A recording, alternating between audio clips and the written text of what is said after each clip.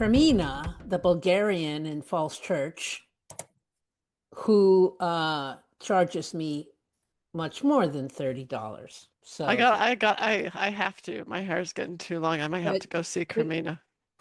yeah, Cremina's kind of nice. And you know what's so uh, places where women go get their hair cut have are like myths. Yes. They are legendary places. They are places probably of tremendous power, right? Where the vortex sits. Right, So right. It's like the witches are getting together and the I hair is know, the wielding of the power. Yeah. and where I get my hair cut, it's mostly women, but and Jorge, who's a Mexican gay man. I mean, I'm not, you know what he announces it. Uh, and it's kind of a fun place. Anyway, so Kramina, who's Bulgarian, who's married, I believe, to an Iranian, and then her colleague, whose name I can't remember, but is Portuguese, they filled me in on all the latest world news. I mean, she had the Bulgarian angle, she had the Iranian angle, and she had the Portuguese angle. And all they were talking about was the new virus that's been discovered in India. I heard about this. Oh, Yes, I what? had not Really? heard about it until this conversation. I had not. This is the moment that I've heard And about this. it's like a COVID, this kind of thing, jumping from animals to humans. And India believes it, or I don't know if India believes it has contained it, but India says it has contained it. So I got home and I shared this news with all my best informed friends. They go, "What virus?" And Yep. they're all pecking away. But the beauty parlor was on top of it. I just think it's an amazing thing. Wow, that's where we get our signals. Yes, Yeah, exactly. that's why I have to go. Yeah, so it's called Perfect Endings. It's a Thank good you. name. Good name for Oh, it. I figured I'd just go on strike, not get a haircut for 6 months until Carmen told me where she went to get her haircut. Oh, I'm sorry. You should have asked me That directly. I didn't realize I was doing that until just now. Oh, I found the place during COVID, and they were nice to my mom, which was like mm. the big thing that had to happen. So, Yeah, thank you. Well, Rachel, hi. Hi guys. hi, Hi. how are you? I'm pretty good. I'm That's pretty good. great. It's good to see you both Yeah. at the same time. I think the last time I saw you both at the same time was at your house, Carmen, like Oh, like a year perhaps. ago. Yeah. Yes. So, I had a question that popped into my mind this morning when I knew we were going to do this call. And it'll come at you from like left field, if not another solar system. I would expect nothing less. But I think you'll be surprised by it. But I woke up and I was wondering because I know you have two daughters who are now in the footy playing phase of life, I believe. Yes. Yes. And I got up, I wondered, I thought, well, I want to ask Rachel, what was her favorite book to read with Oh, your geez. daughters? Now, I know part of that is influenced by what the daughter's favorite book was, Sure. but I want you to think about what your book to read to them was and why. So how's that? Totally. That's a great question. In fact, hang on. I might have it behind me. Ooh. I actually might have it behind me. Hang on. It's Frog and Toad. It's the Oh, Yes. it's the fro yes. yeah. Yes. Love, love, love. And I What's your favorite Frog and Toad story? oh God. I think my favorite one is the bathing suit one. I don't remember if it was Frog or Toad that went down to swim and then they forgot one of them forgot to get dressed or so. I don't remember. But there's something very calming and just stoic about the whole thing. In fact, if I was at Target this was like months and months ago, but they were selling Frog and Toad t-shirts, of which Ooh. my husband is a huge, huge fan. So Ah. I got him a Frog and Toad t-shirt, and it's a classic. It has Frog and Toad sitting on a rock, and it's something to the effect of Frog was sitting on a rock, Toad sat by him doing nothing. Mm. And like that was it. Nice. Nice. Yeah. That reminds me, I've been reading a book. Oh, by the way, have either of you read Kafka on the Shore? No, No. but my mom keeps telling me about it. No. Oh, I finished it in January. It's an easy read in that it's a page turner, and Murakami, the Japanese author, and his translator are very good. But I found the book extremely powerful, and I won't say anything more about it other than that I think you both would find it powerful as well. I'll Okay, check but it out. Kafka, have you Kafka on the Ka- Shore. have you read Capcom. Clara and the Sun? No, Mm. Clara and the sun, Uh, orb, sun, boy, Sun Above. sun It's above. about an advanced AI robot who has sentience, and the story is told through her point of view. And it's really kind of amazing. Oh, wow. Also by a Japanese author who you will know, but I can't pronounce his name. Let me look him up. Is it the Remains of the Day guy, the guy that won the Nobel Prize? I think so. Kazuro Ishiguro. Yeah, Yeah. Ishiguro. Yes, Mhm. I've read well, I think three of his books and have liked every one. Yeah. And I Clara think and we the have. Sun. I think we were pursuing another thing. I was saying something before I Frog got and separated. Toad. Mhm. Kafka on the Shore. We talked about, and then I had some enthusiasm that I was going to express, and it has left me completely. I know the feeling. I just posted on LinkedIn a post that's getting a lot of passion. Oh, Oh, it's Um, about the consciousness and women, and yep. yep. Yeah. I haven't read. Do tell. Yeah. So I was going through the Epstein files because a colleague told me my name was in there, and I was like, I would like to know Holy why my cow. name. Yeah, I would like to know why my name was in there. Well, And I would like to know why your colleague knew it was Ah! in there. because he searched for his name and his name was Uh-huh. in there, and because we're in the same field. So I think my name was in there 10 times on 10 different things. About 8 of those were Deepak Chopra forwarding information about the Science of Consciousness conference and talking.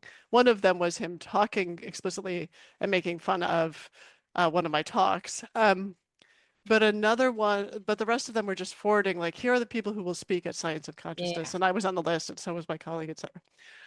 Um, and then one of them was like a signal to, or WhatsApp chat between Epstein and this guy, Joshua Bach, who is a public intellectual, great grandson of Johann Sebastian Bach, has a lot of cred in that community, cognitive scientist in Germany. Mhm. Anyway, he was explicitly making fun of my work. And there was a part of me that was like, oh, this is kind of a win because here's this guy who's, palling around with Epstein and making fun of my work, but at the same time I was pissed off because he once led a panel that I was on, and um, I know he hasn't read my work. I know that he just basically picked this slander up and was using it as a way to sort of get in the good graces of Epstein, which pissed me off. So then I started looking for other pieces of Epstein slandering women in cognitive science and consciousness, and that was easy. And I found a note he wrote to John Brockman, another public intellectual guy, about a conference he wanted to hold in AI. And he said, here's all the people. I'm very excited. Sent the note to Epstein. Everyone's trying to get funding from Epstein Mm. to do their conferences, right? Um, you know, best response ever. I'm so excited. Epstein says, well, you know what? in the old conferences, we didn't worry about diversity. All the women you're including are weak, and sorry. And he was only including 3 women out of like 20 some people, but apparently they were weak, and they included people like Alison Gopnik. Everyone, the 3 women were all at like UC Berkeley or MIT, and really, really, really not weak. And so like, I mean, obviously, but so my post was saying, this is not about sex. People think the Epstein thing is about sex. People think even that like that kind of pedophilia and rape and sexual predatory stuff is about sex. It's about power and the fear of power that women hold. So when Carmen, Sorry, that was an ambiguous way you formulated that sentence. So you said the fear of power that women hold. yes, Can you just make that yes, I just will. clear? Yeah. Women hold this power that is seen So by it's men. men's fear. It's Men's fear. Well, I think some women have it too. Yeah. But women hold these powers, and one of them is sexual, one of them is moral, and one of them is cognitive. Women have these powers, and there's powerful men in the world who we call powerful men who don't feel their own power and are threatened by the power that women hold, and they feel helpless. So I wrote that in a post, and I said, look, there's nothing to do about it except, I mean, they're doing the best they can. The bar is low. Who's doing the best they can? Everyone, Epstein, Okay. everyone's doing the best they can with what they got, in their brain, in their body, in their history, in their culture. The bar is low. We have to raise the bar. And so one of the ways I want to do that is by creating a I'm conference. sorry, I don't know why I'm pronoun blind today. Or the bar for what? So what's The bar for behavior, the bar for acting in the world, the bar for respecting each other's power. I mean, this is my position on everything is everyone's doing the best they can, and we have to raise the bar so that people can do better. And so I want to create a conference for women's voices in AI, cognitive science, and consciousness this fall. And I just said that in the post. I said, so what I want to do is this. And now like the post has been seen like 20,000 times and reposted 25 times. Everybody is, yeah. Now is and everyone and I'm getting a lot of responses of people who want to help out.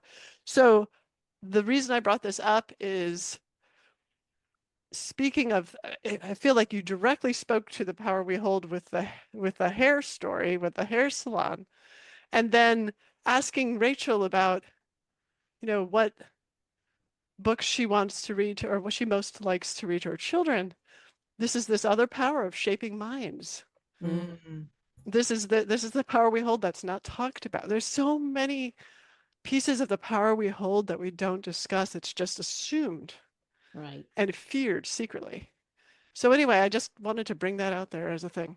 Very good. Now, in the post I saw this morning, you talked about the science of consciousness. Yes. Being canceled or yes.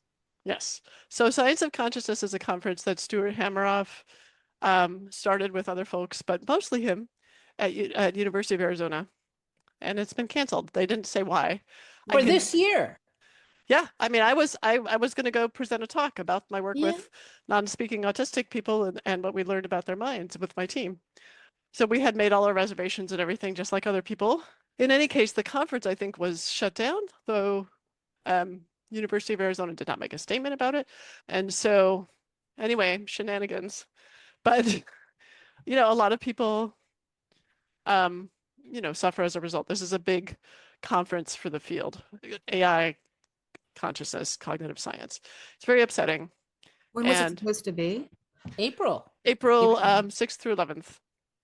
Right after the Montana conference. Conference, which features all 3 of us. Yeah. All 3 of us in different formats or venues or topic areas. It'll be Yes. fun. It's going to be Yeah. fun.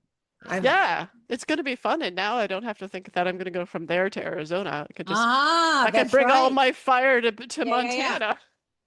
So, Rachel, we have, as usual, gone many minutes into our conversation without introducing you. This is is Carmen. Oh, this is our standard mode of Yes. operating. So, how would you like to introduce yourself? I don't know.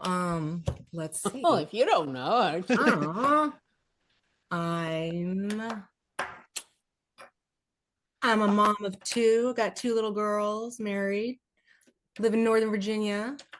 Um, getting back into like my hobbies and stuff now. I recently retired from CIA.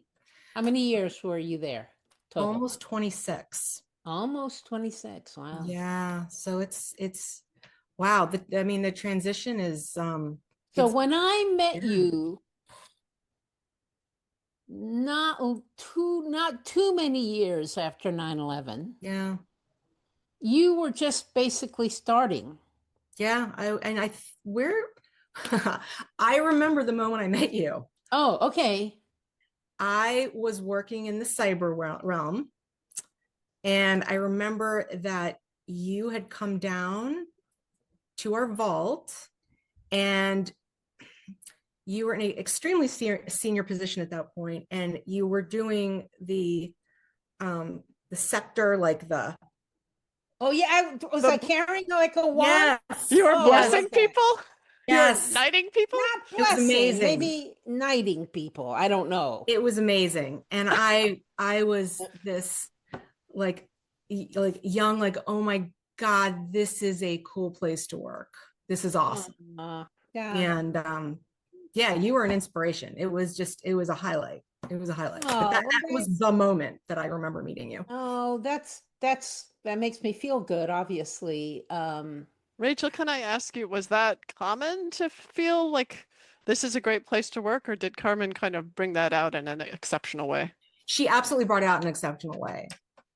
Because I mean, as you know, not many people like Carmen.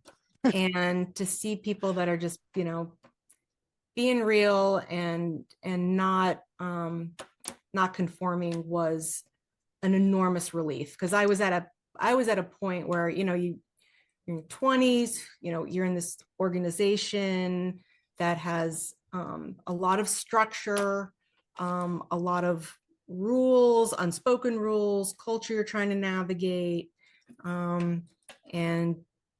And yeah, and Carmen, like, you opened up a space that I didn't think was there. No, I'm happy to hear that. You've reminded me of a story I don't often tell, but back in the 80s, I was still an analyst. In other words, I hadn't become a manager of analysts. Okay. And one of my real strong characteristics in life is that I get easily bored. Easily bored. Mhm. And all our managers were offsite at a management conference at the farm. And so, we were kind of almost rudderless. And I decided to create an underground newspaper.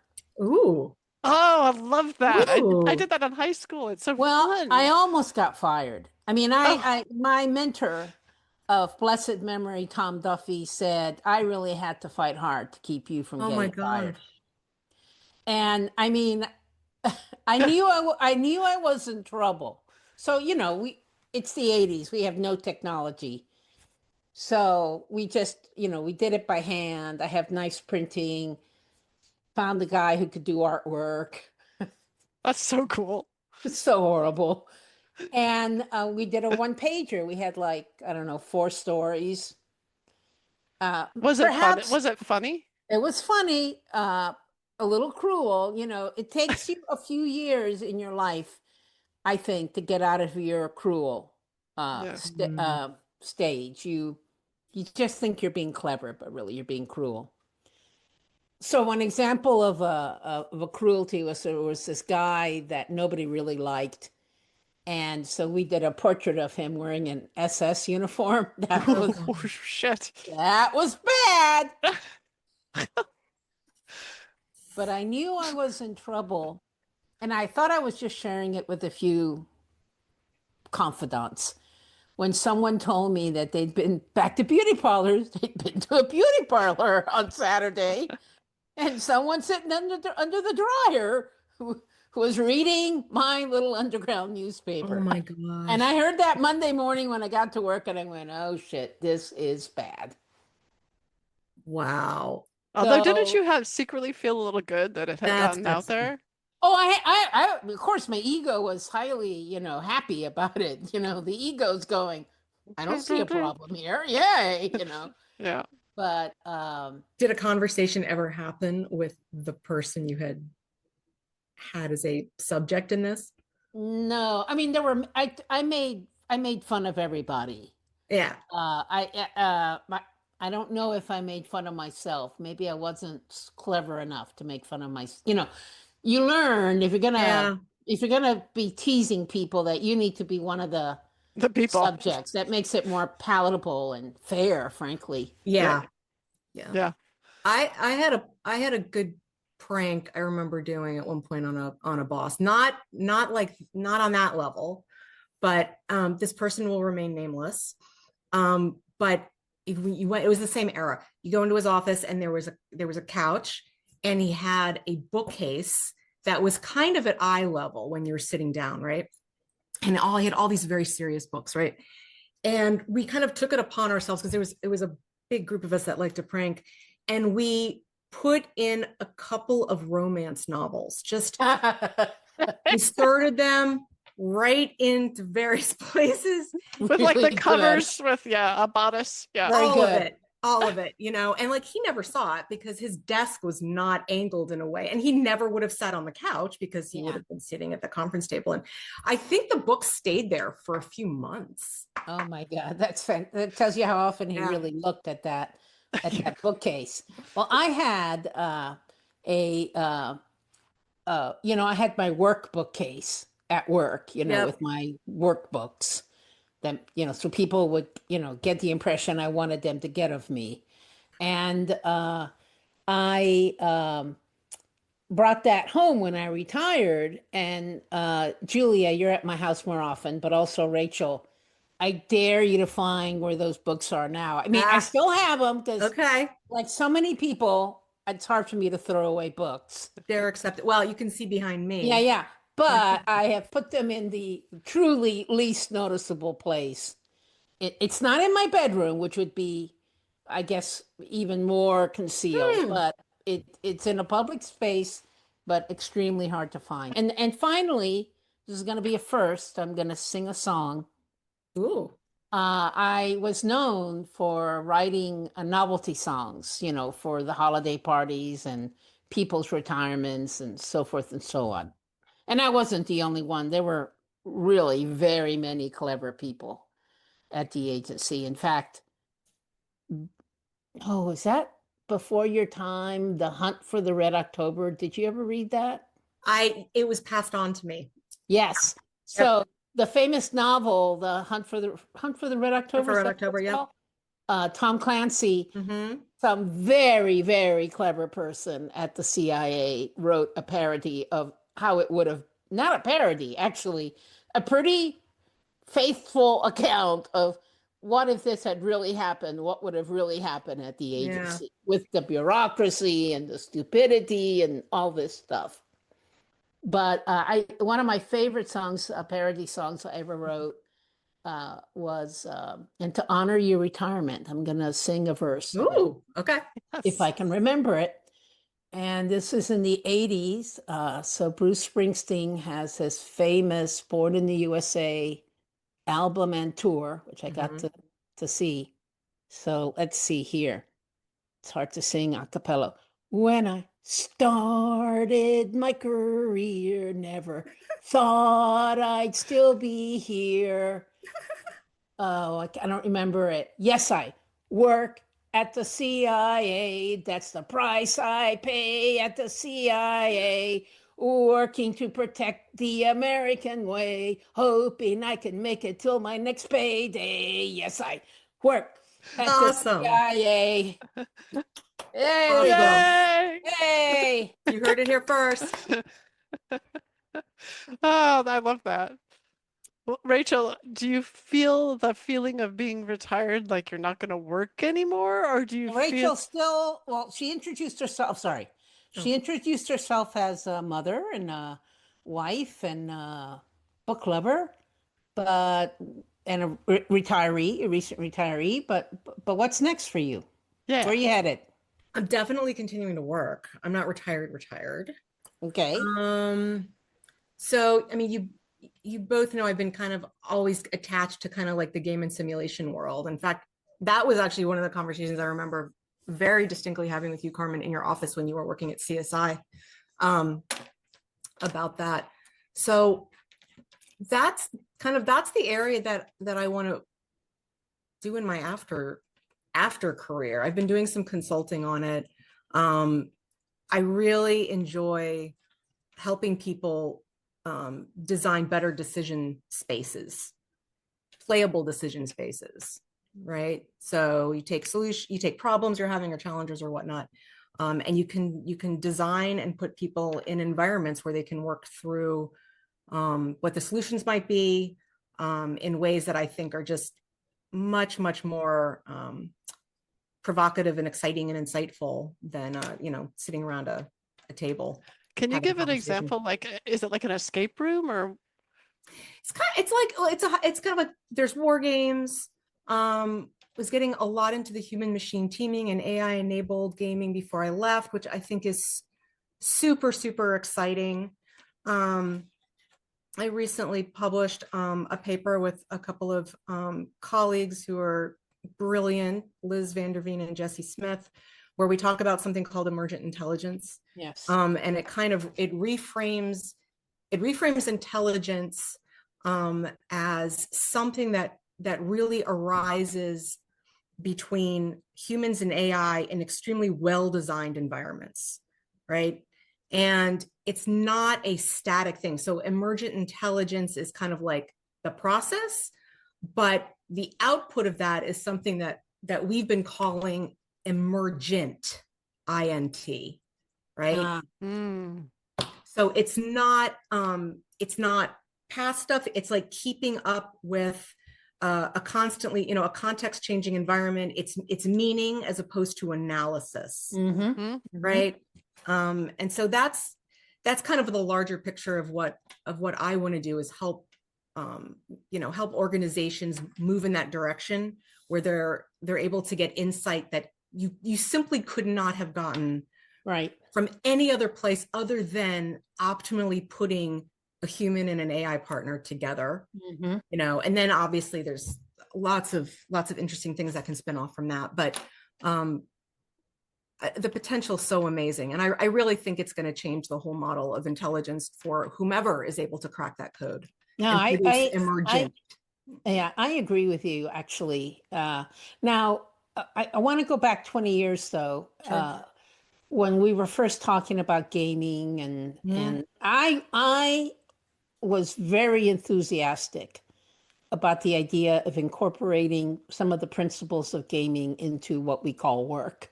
Yeah. Because it struck me then, and it's so much truer now, that millions of people are willing to voluntarily put all this energy into playing and mastering a game, all this effort, all this thought work into it, and they won't do the same level of effort for this other mission.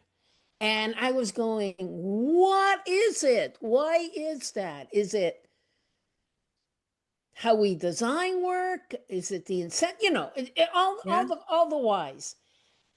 And yet it never seems to have really taken off the way I thought it was going to take off. And so I'm curious how you view that. I have a lot of opinions on that. I am, part of me is super surprised it never took off. I still am hoping that it will take off. I think in order for it to take off though, it needs to become invisible to the workflow. Yeah. I mean, I think part of it is a cultural thing. You know, the word game or simulation immediately puts it into a box. It immediately attaches kind of this cultural heaviness to it. When, you know, those of us in the community know we're not talking about video games here. We're talking about putting people in environments where you can think from different perspectives, you can role play and experiment, and all of that is great, but ultimately where it needs to end is insight. And when you're putting people in non-scripted game and simulation environments, it is unbelievable the results that you can get. I mean, there's things that we did that are still relevant today that, you know, 20 some years on. And you know, this sounds corny, but one thing that we talked about a lot was maximizing the creative capacity of the officer. Yes. Maximizing the creative capacity of the human, and in a way that is channeled to produce the best possible intelligence, the best possible insight.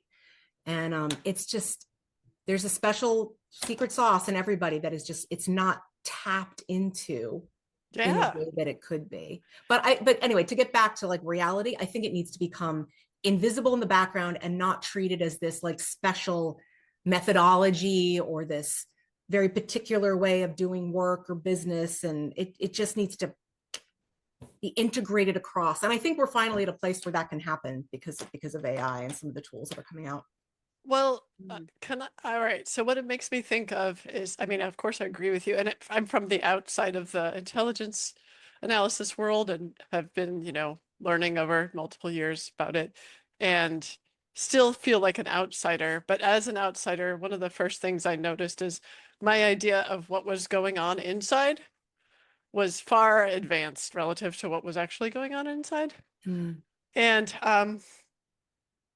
And sort of, I still can't get why, like these things seem obvious to me, but wait a minute, unpack that for me. I don't sure. So like from the outside, I'm like, oh, you know, I'm sure what's going on in the CIA. In the CIA okay. is people are like getting information from all these different sources and they're red teaming all the time and they're saying, oh my gosh, well, what if I'm wrong and this person thinks this, let's go down the line of speculation and what that would mean. And, you know, like they're in this great, juicy, creative, sense-making, insight-having, intuitive or intuition supporting space, which of course I know is what you would need to get really good answers. And when I found out, like when I read Carmen's decadal, you know, when Jonathan Moreno and other great folks, decadal study of behavioral intelligence or whatever it was called, with a focus on the intelligence community and analysis, I was like, you guys are talking about like, we really need to talk to each other about the basic information. And I'm like, well, of course, like what? And I thought this is all a ploy to make other countries think that we're just really weak in our analytic skills. But I found out that I was wrong. And what I want to understand is like, even just the concept of red teaming, which is such an obviously useful concept, even that has had a hard time apparently weaving its way through the process. Yeah. Why? Can we help diagnose why? I mean, is it ego? Like, I don't even want to think about something that's different than the thoughts that I've already had. Is it about, what is it? I think part of it is that, and I think the things you described are happening. They're just not happening everywhere or as well, and they're happening at a glacial speed. Yeah. So why hasn't it taken off? Why hasn't it been more? I mean, it's a cliche, but I'm going to keep going back to culture running up against the bureaucracy that you would find in any particular organization, especially there. But it's like worse. So like, here's one thing that we discovered when we're doing like red teaming and simulation and whatnot. The more insightful and provocative the results are going to be, the more you better be able to back up the method behind which you got to the answer, right? And so in a lot of the games that we did, a lot of our legitimacy came back to the fact that the people that we had role playing knew their shit, excuse my language. Yes, They right. knew what they were doing. They had been in those actual roles across the government, and you could trust the judgment of the decision making that they had, and you could pull apart the decision making. So part of it is, you have to be in an environment that's much more open to working with the private sector and much more open to putting together lots of folks that would not normally have necessarily interacted. We did some amazing, awesome work with folks in Hollywood for many years. Carmen is familiar with that. And yeah, I mean, that's like, I'm kind of rambling at this point, but again, the results have to be, We like rambling. Rambling is good. okay, I'm rambling. The results have to be commensurate with the legitimacy of how you got there. Yeah. And the bar is going to be higher and higher and higher the more provocative and insightful those results are. Okay, but I just have to say, what is the empirical support for current analytic tradecraft standards being the best way to get places? In other words, it feels to me like every other methodology has to offer some kind of support, but analytic tradecraft doesn't have to offer any support. I think that's true. I mean, I'll jump in here. I don't know. It's like barnacles that have attached to a ship or some process of accretion. And there's a new book out. I haven't read it. Have you read it about how social scientists formed CIA intelligence analysis? Yes, I heard about that. I think No. Linda Yes. Weiskell just did a book review of it Oh, for I'll check it out. the Cipher Brief. And I haven't read the review, I haven't read the book, but I noted it. And I think, what I really fault the intelligence community for is that whatever was the state of the art in the 50s and the 60s about how to make sense of the world has persisted for now 70 years as the obviously correct way to do things. And I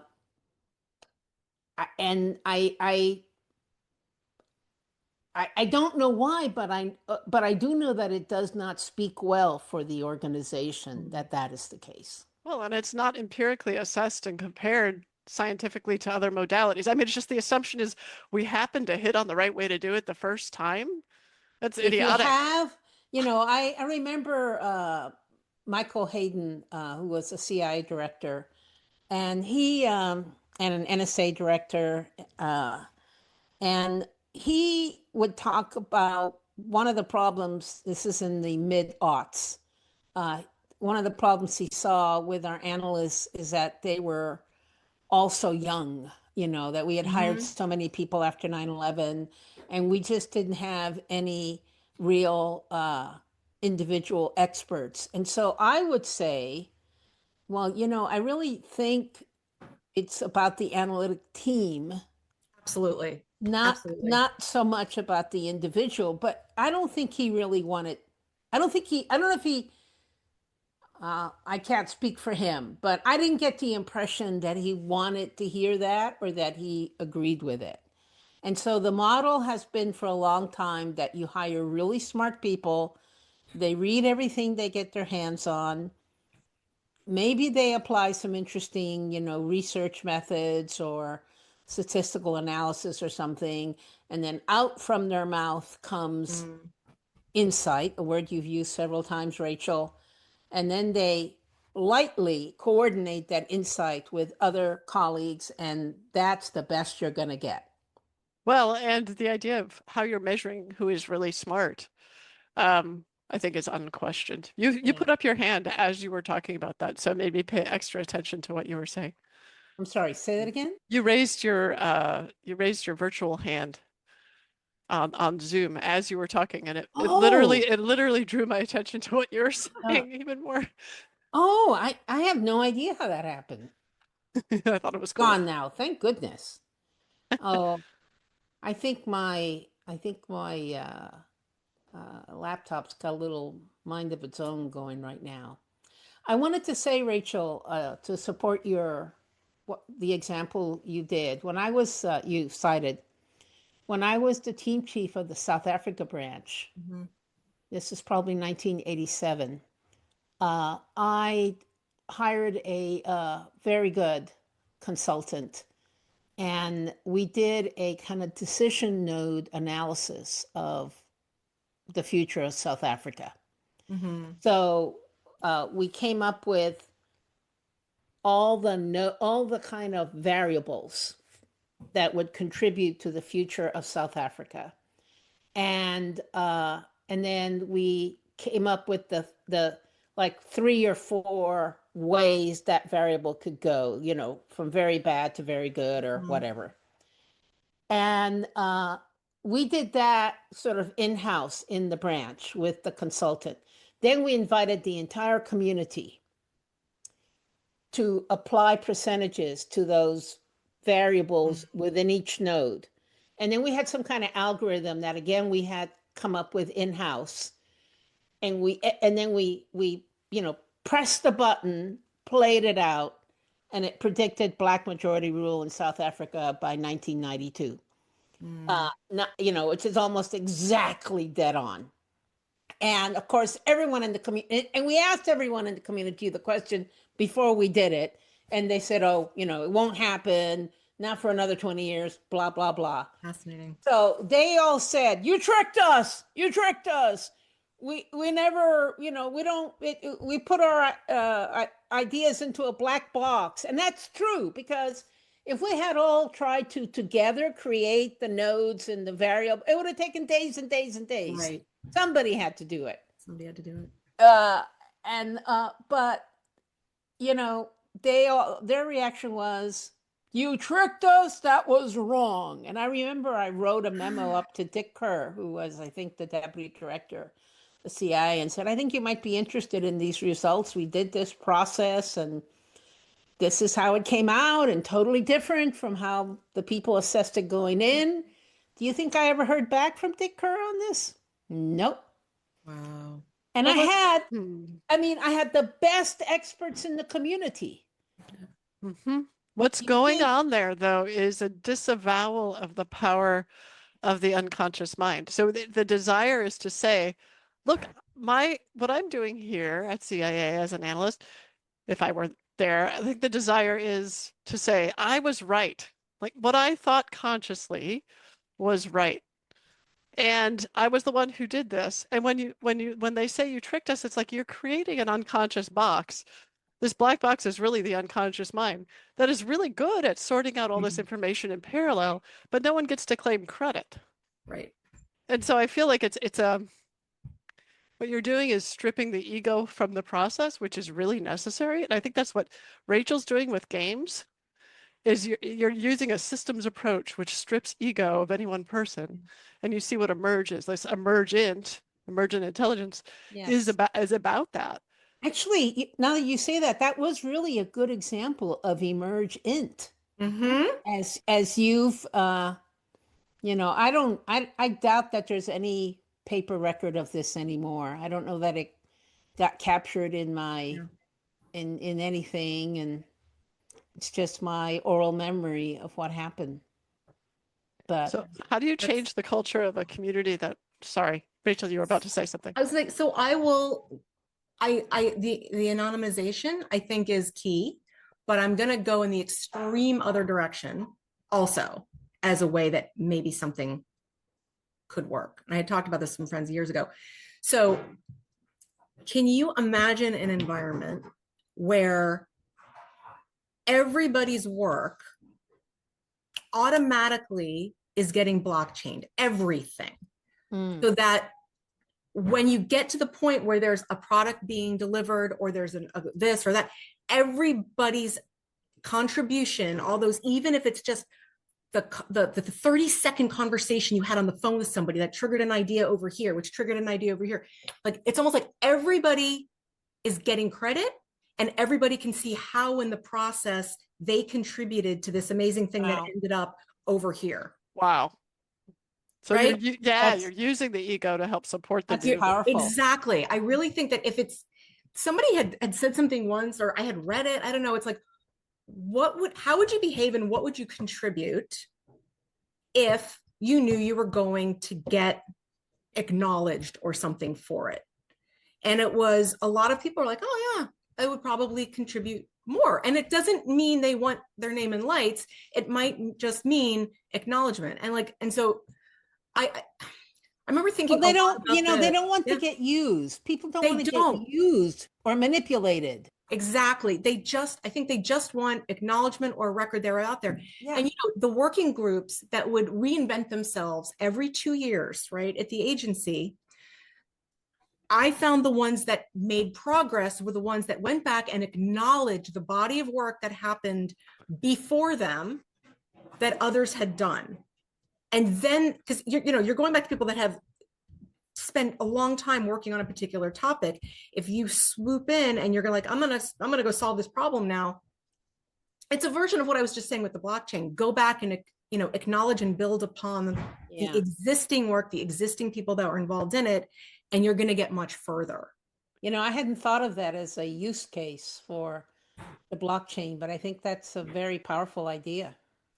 Credit assignment. And but you could imagine, like, let's imagine that world where that happens. The next step is people will build economies and industries on the best way to go through and mine those interactions to figure out who's like the linchpin. Yes. And study how you could also learn. So you could learn about people.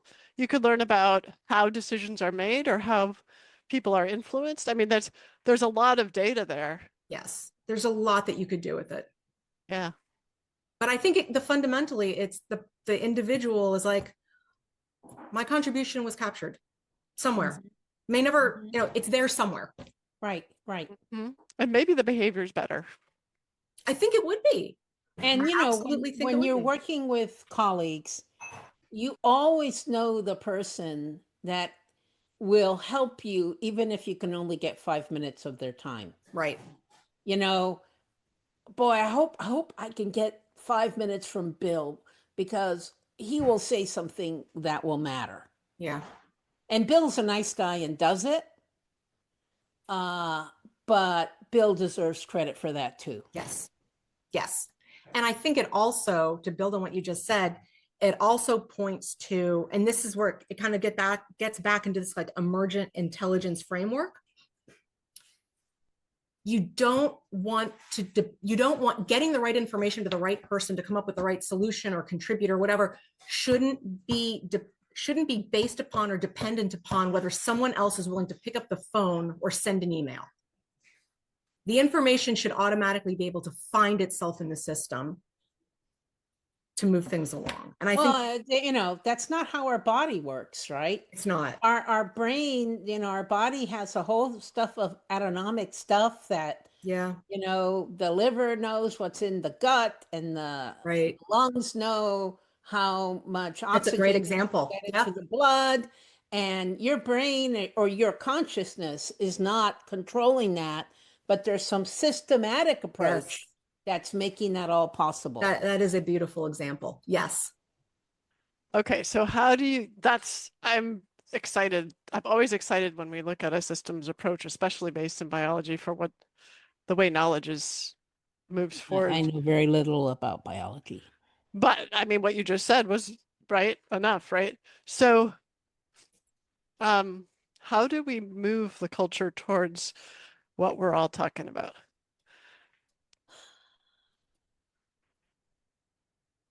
Which culture? Well, let's just start with CIA. I mean, it's big enough, right? Well, my impression right now is it's probably going in the opposite direction from if there's a direction for that goal, we're not headed in that direction. That's my sense. And well, Rachel, what are your thoughts? I think it will get there. I do. I don't know how long that's going to take, but I have a lot of hope that the thinking is changing. And I think, you know, a lot of people are retiring now. They're moving out into the private sector. A lot of newer folks are coming in, and I think we'll see kind of a refreshing generational shift in how people I hope you're right. even think about how they hold on to information or share information. I think it will change.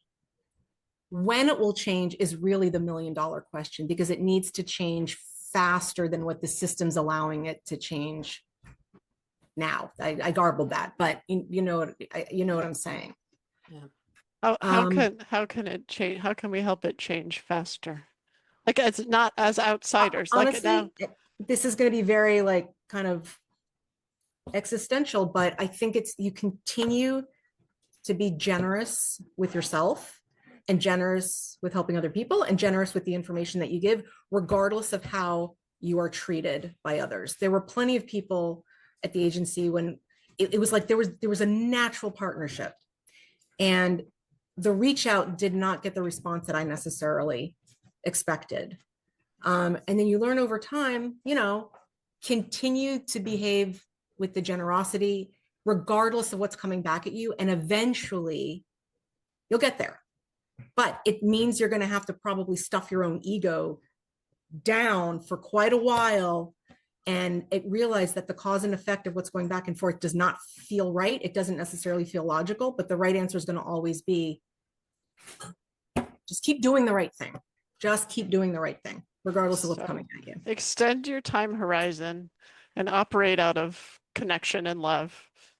And that's my interpretation. Yeah, I mean, I always think back to something like you had said this in a different context.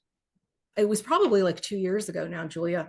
And you just said it earlier in this conversation, which was everyone's doing the best that they can with the brain that they have, right?